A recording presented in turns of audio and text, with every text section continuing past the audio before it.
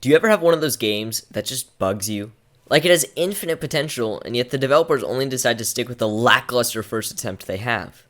Halo Infinite is kind of like that for me, although that will undoubtedly become vastly improved with time. On the other hand, I'm less sure about Horizon Worlds. It's made by Meta and is exclusively available on the MetaQuest platform. It's designed to fuel the metaverse in a way similar to Roblox, but in VR. The problem is that while it's somewhat innovative, it's also stale and incomplete. So yeah, it's Roblox in VR, but not done right at all. Horizon Worlds is an all-in-one VR creation platform. Everything is done inside the headset, for better and for worse. It's competing against staples in the VR industry like Rec Room and VR Chat, both of which are also available on flat screen and have large pre-established communities. But what would warrant a VR user to play Horizon Worlds rather than its competitors? Not much. Alright, let's divide this into 4 parts. The first 3 will be focused on the game's features and quality, but the 4th will compare it head-on with the likes of Roblox, Rec Room, and VR Chat to determine if, overall, Horizon deserves a place in its ranks. For most people, the core of Horizon will revolve around playing content others create. The problem is that what most people create sucks. What you play is based on what others create, and as I will discuss in the next part, the limits of the tools prevent truly engaging virtual experiences. Sure, I can play whatever I want, as long as all I want is a bad Roblox game. In spite of the hate it gets, Roblox has a plethora of really fun titles. I feel like their slogan should be making paid stuff free, and also simulators. Golf with your friends? Now we got Super Golf. Slenderman? How about Juego de Terror para jugar con tus amigos 2, open bracket, leer? Okay, they aren't all gems, but the point is that Roblox has a lot of really fun games, and its tools have a lot more depth than Horizon's. That isn't a coincidence. Horizon Worlds doesn't have nearly any good recreation of a paid game. One of the best I found was this Floppy Bird game that's pretty good, but most aren't. To put things into perspective, one of the most popular and highly rated games on the Horizon platform is this knockoff of COD Zombies that looks worse than a browser game. It is even that bad of a free game, all things considered, but come on, this is supposed to fuel the metaverse? Now I know it sounds weird to judge Horizon based on how good its recreations of other games are, but it's a good indicator of how deep its creations can be. Dreams on PlayStation, for example, can recreate games within your perfect graphics and design. It also has virtual reality support, even if it's a bit limited. Roblox and Minecraft can offer real, legitimate experiences with depth. So can Rec Room and VR Chat. Horizon mostly can't. Again, this comes down to what creators can work with. The deeper the tools, the deeper the experiences. Now, Horizon has always been about simplicity, though. Ease of access and intuitive design are at the forefront of the game, but the amount of depth offered is a tablespoon of what it should be. They should be looking around at the competition and learning from them. However, some developers are actually able to create some pretty fun, legitimately good, and unique experiences. One of the best worlds I've seen is Wake the Robot. It's a fun, short escape room game that makes good use of Horizon's tools. I love puzzle games in VR, and this is a fun one for 15 minutes, especially with friends. This arcade world is awesome. It's a social room that connects you to a catalog selection of some really good Horizon worlds. Putting in a coin into the arcade machine is sick. The throwing mechanics of a basketball work okay in Horizon. It feels like shooting a basketball with only your non-dominant hand. So definitely weird, but still fun. There's plenty of games on display, but a lot of the VR interactions, physics, and graphics feel half a decade old. Though there's still fun to be had here, it's way too oversimplified. Again, this all stems from the simplistic design of Horizon Worlds creation tools. At the core of Horizon Worlds is the ability to create solely in VR. Horizon has a wide array of simple and intuitive tools that allow for some pretty neat worlds.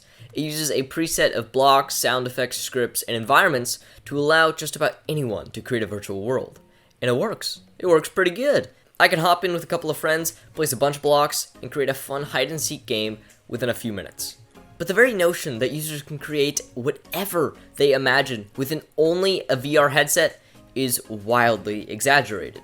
Front and center in the creation tool is the use of blocks. With these, you can attempt to carefully build character or environmental models. Though there's a limit to how intricate you make them with some literal blocks. One of my favorite things you can do with objects is animate them. Essentially, you hit record and drag it around. Afterwards, it will repeat the movements for as long as you choose. This is really cool. You could have an army of animated bees, ants, or something a bit more exciting like goblins or zombies. Also, turning on the collision and anchor features allows you to actually go on top of an animated object and ride it, basically turning it into an elevator or gondola. Now that's cool, but it's not at all exciting. I mean, look at me, I created an elevator that constantly goes up and down and is beyond janky. But in a way, what does make it exciting is just how easy it is. Make a block, click a few check marks, and you're done. That's it. Someone with no coding experience and no desire to learn code can create a few cool things. Given the presets of sounds, environments, and objects, you can create a full basketball court within just 10 minutes. The same goes for a football field or frisbee golf course. However, most of that is already given to you through presets and not actually the user creating much of anything. In terms of solely user-created content without the use of any coding, you can't go far. At all. Best case scenario, you create a room or setting, or even something that requires made-up rules that aren't actually put into place in the world, but not something that could actually be a full-fledged game. However, once you throw some block-based coding and scripting into the mix, and utilize the presets available, you can create some interesting stuff for sure. Although the limits of what you can do are always hovering over your head. Limited space, limited tools, very limited graphics, and a lack of any substantial updates. This thing was delayed several months, came out exclusively in closed beta for over a year, and now that that's finally out, it's nearly the same as it was before. Some major improvements, don't get me wrong, but nothing transformative that would make you say, no, this is the Metaverse. This is best seen in two major ways. First off, the game, in comparison to its counterparts, is dead. The lack of reviews on the Quest platform confirm this, unfortunately. Of course, there's still a decent number of people playing, but it isn't comparable to other competing software. Secondly, they hosted this creation contest with a prize pool of $25,000 US. The contest was focused on utilizing the full extent of Horizon to create a game feature or mechanic or object that pushed the boundaries of what was possible on the platform. So of course, this isn't who designed the best overall game, but an aspect of a game. The first place winner, out of loads of submissions, was this little guy. This rabbit is using something called the hop mechanic made by this person. Now, I don't understand code, but I can tell you that this was somewhat transformative in how you design an animal in Horizon. The way it moves apparently is really unique. However, this just proves how limited the tools are. When someone making a rabbit hop, sure it's the best rabbit hopping there is, but still, it's a rabbit hopping. It just goes to show how much depth and complexity should be added to Horizon Worlds. Look, I get what this game is trying to be. It's designed to appeal to the simplest of creators, someone who has no experience with code, which is why it uses a mostly visual interface and could only be accessed entirely within a VR headset. I get that, I really do, and it's quite impressive, but most of its cool features are locked behind the textual interface, which they bottlenecked so that the average person wouldn't get confused by it, and yet the average person still gets confused by it. It seems to me like they're stuck between two audiences, the average consumer and the average game creator. They're trying to satisfy both in a system that barely satisfies anyone. Still though, it's pretty amazing to create entirely inside VR and place blocks around, animate them, and then shrink down to a player size and watch your creation come to life. Which sounds silly, but it's really cool to build a house or apartment complex by simply moving your hands around in intuitive gestures while watching it come to life around you. At the very least, Horizon has some really cool, simple VR creation tools. These past two parts have definitely been more geared on the negative side. While I found creation and playing to be very fun, they had so many flaws that for the majority of the time, I complained. One thing Horizon Worlds nails though is socialization. VR games often struggle to allow users to join up together seamlessly, and even more struggle to offer meaningful facial expressions, or a way to express yourself in any way. Horizon does this near flawlessly. The only two complaints, and I'll get them out of the way right now, are that the loading times are too long, jumping in between worlds, which can definitely get in the way of that seamless vibe the game's going for. And the other complaint is that in order to change my avatar, I actually have to temporarily leave the application. That just seems stupid. The reasoning though behind this is that Meta's avatars are going to be universal across many games, so they only want you to change it inside the main Oculus home. I get that, I really do. But it feels so jarring to be in a game, click change avatar, have a loading screen, be brought back to the Oculus home, change it inside the Oculus home, get another loading screen, and then be brought back to Horizon. They used to allow you to change it inside Horizon, and I still wish they did. But now to the good stuff. First off, I really do like the avatars, minus of course how you change it. They have a Pixar-esque look, but also feel pretty unique. There are a plethora of customizability options for hair, skin tone, eyelashes, etc. It's all really expansive. And graphically, the avatars look good. They look clean, and I really like that. Also, they include your full arms and torso and neck, not just a floating head and 2 detached hands. When you talk, the avatar attempts to mimic your mouth's movement, and given that there's no facial tracking, it's pretty impressive. Of course, it kind of looks like you're watching Squid Game dubbed, but it helps nonetheless.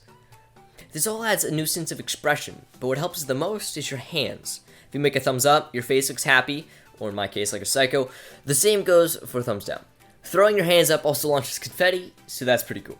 It's weird to say, but having such simple yet intuitive methods of expression are greatly appreciated. Next up, your wrist allows you to mute yourself, access the menu, or enter a safe space where only you exist. The last one is an ingenious design feature that combats so much of what can go wrong in a virtual social space. Also, the menu is pretty clean, and you can invite friends easily. Although, if you see a friend in Horizon's Community Plaza or anywhere else, you can simply place your hands together and join a party. That's awesome. It's a feature that takes advantage of actually being in VR, and is something a ton more virtual reality games should offer. In a party, you can join other people's worlds either in a public or private session, which is very easy to do, or you can work together to create a new VR world. Creation-focused games like Roblox and Horizon Worlds need to allow people to create together. It's a landmark feature that's essential. And creating with others in VR works without any issues. One last thing that's pretty cool is the ability to high-five people. It sounds obvious, because it is, but it's still a great social feature. Another social feature I'd like to see added is the ability to give someone a handshake. I think it could be done very easily. Simply put, when two people put their hands together and each jointly presses the grab button, it would then initiate a handshake and wouldn't stop until one person let go of the grab button. I don't know, I think it would be cool. All in all, the social features in Horizon are very seamless and thorough. I was very impressed with how intuitive it was to join a party and express yourself in this VR creation platform. Horizon Worlds is a very complicated game with many parts. It's one of Meta's first initial attempts at building the Metaverse. So here's the thing, right? Horizon isn't competing with Roblox or even VRChat. Sure, it takes a lot from them, but its real competition as of right now is Rec Room. Here's why. VRChat is designed as a more complex creation platform, with a large emphasis on socialization. Its avatars are janky, but endlessly customizable and fun, and the game feels independent from Horizon, like a separate entity. That's because its complex creation is done outside of a virtual reality headset, so it's targeting a different demographic than Horizon Worlds. And Roblox doesn't even really count because it's on a different platform. Sure, it's got VR support, but that is so far to the side of what Roblox is, I don't think it counts. But Rec Room. Rec Room checks almost all of the same boxes as Horizon Worlds. It's got intuitive VR creation inside the headset through the use of a large catalog of presets, some free, some paid, and the Maker Pen, which by the way, I love the idea of the Maker Pen, it's really cool. It also has an extensive list of social features, and the more in-depth creation tools mean more complex games. Now, Horizon is in fact different than Rec Room in many ways, most notably, it just feels different. However, Rec Room is easily the better package. If we were to do a point-based scoring system for playing, creating, and socializing, Rec Room easily wins the first two, and Horizon probably barely wins the third.